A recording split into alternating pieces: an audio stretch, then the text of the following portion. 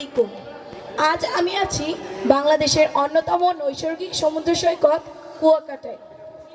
এটি বরিশাল বিভাগের পটুয়াখালী জেলার কলাপাড়া উপজেলার মহিপুর থানায় কুয়াকাটা পৌরসভায় অবস্থিত। 18 কিলোমিটার দৈর্ঘ্যের এই সমুদ্র সৈকতটি বাংলাদেশের একমাত্র সমুদ্র সৈকত যেখান থেকে সূর্যোদয় ও সূর্যাস্ত দুটি দেখা যায়। পর্যটকের কাছে এটি সাগরকন্যা নামেও পরিচিত। দর্শক, এতক্ষণ আপনারা কুয়াকাটা সম্পর্কে জানলেন। এবার আমি ফিরে আসি নিউজের মূল স্রোতে। দর্শক, এখানে শিক্ষা প্রকৌশল অধিদপ্তর বরিশাল জোন কর্তৃক আয়োজিত বার্ষিক বনভোজন ও সাংস্কৃতিক অনুষ্ঠান 2024 অনুষ্ঠিত হচ্ছে। বিদ্যালয় মোদের বিদ্যালয়, এখানে সভ্যতারই ফুল ফোটানো হয়। হ্যাঁ দর্শক, বিদ্যালয় অর্থাৎ শিক্ষাঙ্গন।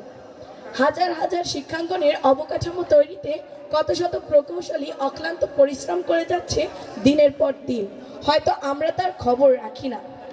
হাজার হাজার শিক্ষাঙ্গনের অবকাঠামো দৃষ্টিনন্দন করতে সরকারি শিক্ষা প্রকৌশল অধিদপ্তর এক গুরুত্বপূর্ণ ভূমিকা পালন করছে।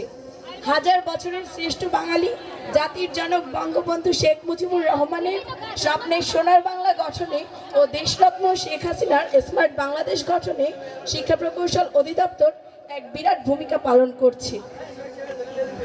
দেশের উন্নয়নমূলক কাজে যে সকল প্রকৌশলী অক্লান্ত পরিশ্রম করে যাচ্ছে তাদের প্রতি সাধুবাদ জানাই।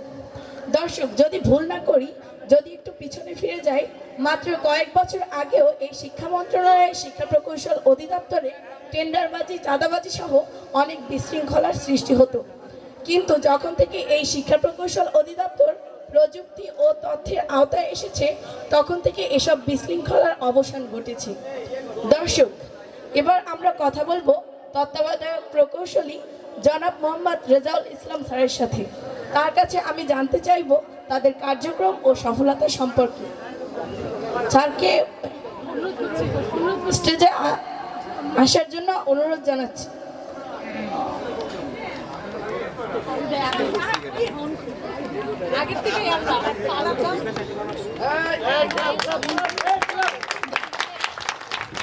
স্যার, আপনাদের কার্যক্রম ও সফলতা সম্পর্কে যদি দর্শকদের সামনে কিছু বলুন। ধন্যবাদ আপনাকে।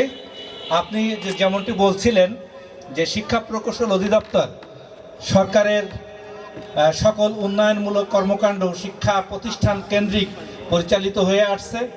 শিক্ষা প্রকৌশল অধিদপ্তর গ্রামে গঞ্জে শহরে আনাচে কানাচে সকল বিদ্যালয়ের স্কুল কলেজ বিশ্ববিদ্যালয় মাদ্রাসার অবকাঠামো উন্নয়নে বিশেষ ভূমিকা পালন করে আসছে এবং শিক্ষার গুণগত মান উন্নয়নে এটা বিশাল অবদান রাখছে। ইতিমধ্যে আমরা সারা দেশে বিভিন্ন প্রকল্পের আওতায় নানাবিধ ধরনের ভবন, দৃষ্টিনন্দন ভবন নির্মাণ করে আসছি। শিক্ষা প্রতিষ্ঠানে ছাত্রছাত্রীদের পরিবেশ বান্ধব অবকাঠামো আমরা নির্মাণ করছি, যেখানে র্যাম্প, টয়লেট ব্লক সহ আধুনিক অবকাঠামোর সাথে সামঞ্জস্য রেখে এবং বিশ্বের উন্নত দেশের সাথে সামঞ্জস্য রেখে আমাদের অবকাঠামোগুলো উন্নত হচ্ছে। মাননীয় প্রধানমন্ত্রী যেমন ঘোষণা করেছেন যে 2041 সালের মধ্যে আমরা উন্নত দেশে পরিণত হব, স্মার্ট বাংলাদেশে পরিণত হব এবং সেই উদ্দেশ্যকে লক্ষ্য রেখে আমাদের যাবতীয় কর্মকাণ্ড পরিচালিত হচ্ছে। আমরা শিক্ষা প্রকৌশল অধিদপ্তরের যে সমস্ত কর্মকর্তা কর্মচারী প্রকৌশলী কর্মরত আছি, তারা নিবেদিত হয়ে আমরা দেশের উন্নয়নে এই ভূমিকা রাখছি।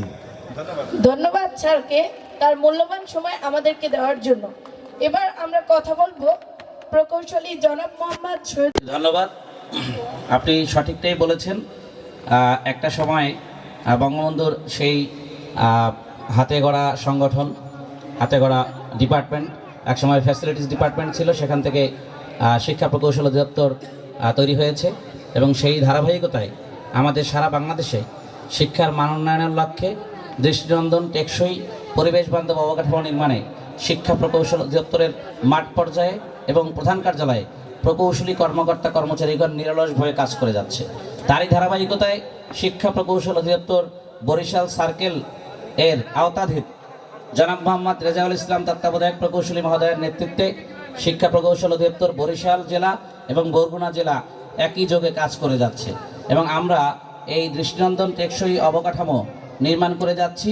আমরা মাননীয় প্রধানমন্ত্রী সচিবগণের নেতৃত্বে, আমাদের সুযোগ্য প্রধান প্রকৌশলী জনাব দেলাওয়ার হোসেন মজুমদার স্যারের নেতৃত্বে, আমাদের তত্ত্বাবধায়ক প্রকৌশলী মহোদয়ের নির্দেশনায় আমরা মাঠ পর্যায়ে একযোগে কাজ করে যাচ্ছি। ইনশাআল্লাহ আমরা বঙ্গবন্ধুর স্বপ্নের সোনার বাংলা